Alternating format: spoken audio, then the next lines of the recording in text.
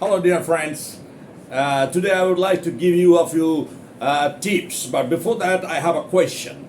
And I think that you will be honest enough to answer this question. The question is very simple. Is it possible for anybody to learn spoken English or English on YouTube? The answer will come from you. If you ask me, I shall say the answer is both yes and no. Yes, for whom?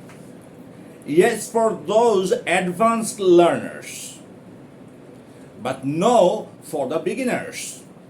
If the beginners feel that without the assistance of a human physical teacher, the teacher who is present physically in front of him, he can learn English from YouTube, then perhaps he is off beam. He is wrong. Why? Because let me just explain the matter to you, then it will become easier for you to understand this. The reason is very simple. The beginners do not have even the basic knowledge of English. Now, if they don't have the basic knowledge of English, how is it possible for them to learn English on YouTube? You are not interacting with the teacher face to face. Somebody is teaching on YouTube and you are learning from there. Now, to learn that way, you need to have some knowledge of that particular subject, at least that language. And moreover, English is our second language in India. Though some of the students study at English medium school, still I shall say that they do not speak English all the 24 hours. And for that reason, English remains their second language. Because at home, with their friends, everywhere they interact in their vernacular tongue. And if you always speak your vernacular tongue, your mother tongue, then how is it possible for you to practice speaking English? And on YouTube, you are not going to get any sort of practice at all. And to practice, you need the observation of a teacher. He will or she will guide you, being personally present in front of you. That may be your friends even. That doesn't matter. I don't mean to say that you need to learn from somebody alone. You may learn, of course, with your friends sitting together, but a teacher must be physically present there in order to address everyone's problems individually. Because everyone has a unique, specific problem of comprehension. Now, if I teach the students without assessing their wavelength, then some of the students will learn and the rest will not. And on YouTube, there is no way we can understand whether the students are able to pick up what we are teaching. Now, the question very pertinently arises. Then why am I making a video? If I say clearly that no, it's not possible for the students to learn English on YouTube, then why am I making YouTube videos? The answer is also very simple. I have already given that answer. These videos are made for the advanced learners, not for the beginners. Now, beginners need to, of course, have a sound vocabulary first. If you want to learn English, what you need first is a sound vocabulary. Even if you don't have a sound vocabulary, at least you should have a moderate vocabulary. I mean to say that you think in your vernacular tongue, and then when you go to translate that thought into English, you need English words. And if you do not know the English word for each and every word in your vernacular tongue, then it is not possible for you to construct a sentence. That without grammar, can you speak English? Yes, possible. But the sentences that we construct will be very pitifully weak. So what do we need? We need a small dose of grammar. It's not necessary for you to study grammar thoroughly, but you need to have the basic knowledge of certain technical terms. like nouns, verbs, adjectives, adverbs, the parts of speech. When a beginner starts speaking English, he doesn't know which comes after which. He doesn't know whether this is a subject or this is a verb. Now, if you do not know what a subject is, a teacher needs to be present in front of you to make you understand what a subject means. Say, I eat rice. Here, I is the subject and eat is the verb.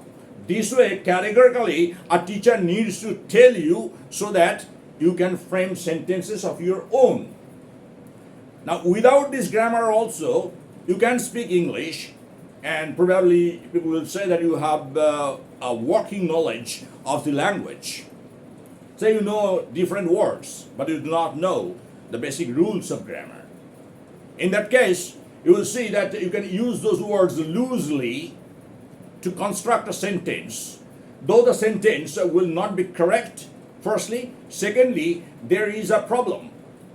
The listener may get confused, may misunderstand you. Now, if you speak wrong English in India, we the Indians understand that. Why? Because we also speak the Indian languages, and so to a certain extent we know the nature of the Indian languages. So we understand what you want to say. But when you talk to a foreigner who doesn't know anything about the Indian languages, I think it will be very, very tough for you to make that foreigner understand what you mean, what you want to say. Say you want to say that you are going to the salon. Somebody asks you, where are you going? You say, salon. You do not know how to construct a sentence, but you know the word salon. So you say, salon. And if he says, what are you going there for? You say, I'm going to cut my hair. I'm going to cut my hair. Now, in fact, you do not mean that. You mean to say, I'm going to get my hair cut by the hairdresser. But you do not know this construction. So you say that I'm going to cut the hair or cut my hair. And that foreigner may misunderstand you, may think that you are perhaps a hairdresser. You are going to cut your own hair. So you understand very well the problem. Now, YouTube, what YouTube does, or what we do on YouTube, we try to improve your vocabulary so that when you speak English, you do not have a dearth of words, shortage of words. If you get stuck somewhere because you don't have the necessary vocabulary, then your fluency drops. So we try to teach you a lot of words so that you do not get stuck anywhere. Somehow you can express yourself. If you are an advanced learner, you already have the knowledge of the basic rules of grammar. I think YouTube is sufficient. YouTube can help you a lot. But if you are a beginner, I shall advise you to seek the assistance, seek the help of a human teacher in front of you, not a machine like a cell phone or a computer. But what we need generally to speak English or to learn English, we need 4 modules. What those 4 modules are? Reading, writing, speaking, and listening. What YouTube does? YouTube helps you so far as listening is concerned. When you watch something, you listen to what the teacher says, and your ears get habituated to the English pronunciation to a great extent. And perhaps it becomes easier for you to understand English if it is spoken by anybody anywhere. But it will not help you to speak English. If you speak English on your own, you do not even understand whether you are making correct sentences, whether your sentences are confusing or not, you keep on speaking. You are, of course, in trouble then, because you feel that you know English, and perhaps somehow you assert your knowledge. Generally, the new learners or those who have just learned a second language try to assert their knowledge of that language. And that mindset of asserting something, asserting your knowledge, lands you in the soup. Lands you in the soup means lands you in trouble. So, if you ask me personally, I know that what I'm going to say is very, very controversial. And many YouTube teachers may argue with me and say that they have been successful in teaching English for a number of years, so they know whether the students can learn English on YouTube or not. I'm not going to argue with anybody. I simply say that if you teach somebody who is already a little aware of the basic rules of grammar, you will be successful. But if you teach a toddler, by toddler I don't mean a baby only, I mean a learner, a beginner. In that case, perhaps, at least I feel so, perhaps it is impossible, or even if not impossible, absolutely, it is very difficult. Because you have to listen to the student. You have to ask the student to speak. And when the student speaks, see, listening and speaking are not the same. So when you listen to English, you feel that you understand. And perhaps to a certain extent you understand even. But when it comes to speaking, the matter is absolutely different. You see that you are not given the time to think and then translate the thought into English. You have to speak at length. And when you want to speak at length, you need not only vocabulary, but also some rules of grammar, so that you know how to construct sentences at least. As I have already cited the example, that you are going to the salon, you are saying that I shall cut my hair, whereas you want to say that you will get your hair cut. In the same way, say, if you say that I will have something cooked, that means you are not going to cook that, somebody else will cook that, and you are going to eat the food. So I will have it cooked one day in my house. That does not mean that I'm going to cook one day. I'm going to have it cooked, a certain dish, a certain delicacy. I'm going to have it prepared, have it cooked by somebody. This by somebody I need not say even, but the listeners understand what I mean. That may be my mother, that may be a professional cook, or that may be my sister, or anybody for that matter. The question is, who should watch these videos? I shall not, of course, discourage the beginners from watching videos on English learning courses. I shall encourage them.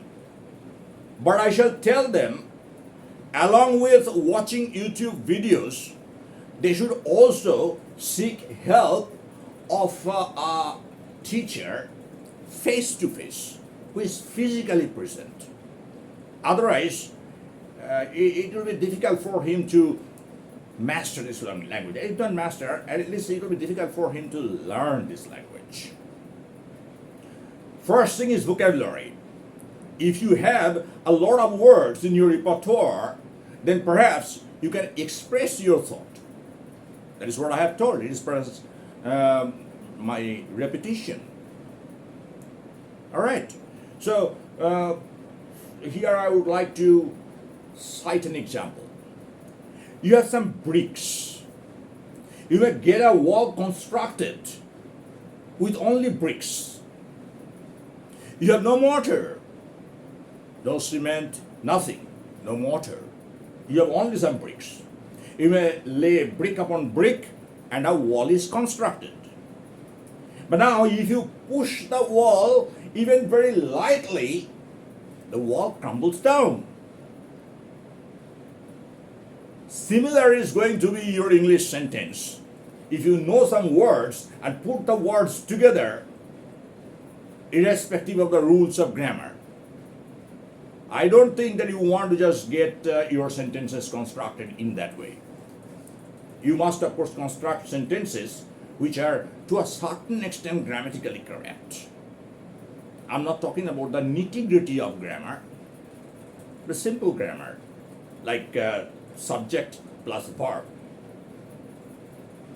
When you are going to construct a sentence in the indefinite tense, in the simple present tense, then you should know that first I have to use the subject and then I have to use the verb. Now you may not know the subject-verb agreement, but you know at least this formula, the subject plus verb. So you know that subject, say for example, I'm the subject, I plus verb. Any verb you want you can use there. I swim, I eat, I run. Any verb you like. A simple formula is going to enable you to construct all the sentences which are to a certain extent universal, indefinite. You are not specifying any point in time that something took place in the past or something will take place in the future. Nothing of that sort. You are simply saying that subject plus verb. So if you say that he, now you do not know that he is a third person singular number, so es or es should be added to the verb. You do not know that.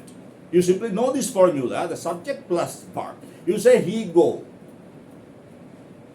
Your listeners or the person to whom you are speaking can easily understand what you mean. Do you understand what I say?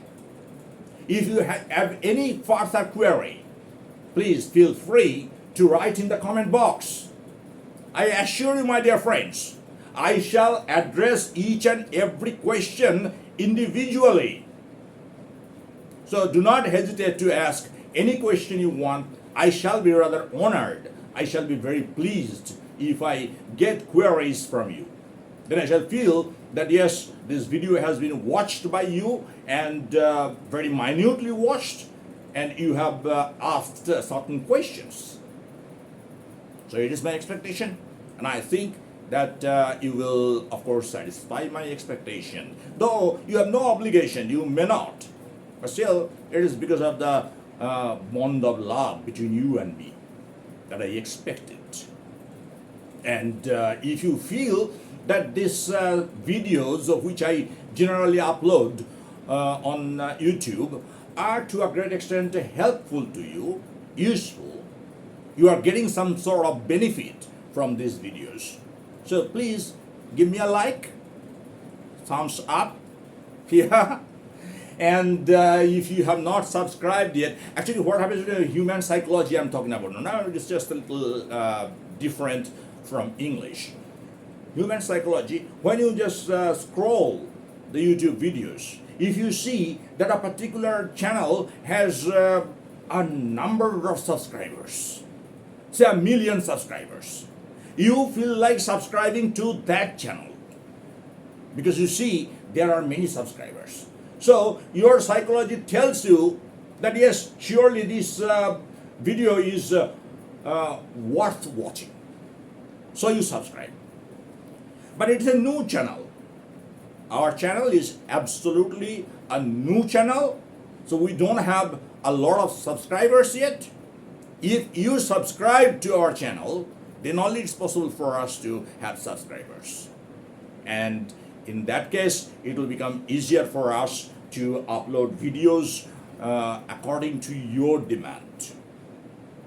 Otherwise, you know, it is really very difficult. Thank you very much. I think the video has already become a long one. Have patience to watch this video. Give your feedback so that I can improve myself. I can improve my teaching style. it doesn't matter. You may think that I once one video I told that I have the experience of teaching English for last 35 years. So even after that, I do not think that I have already become a perfect teacher. I do not claim.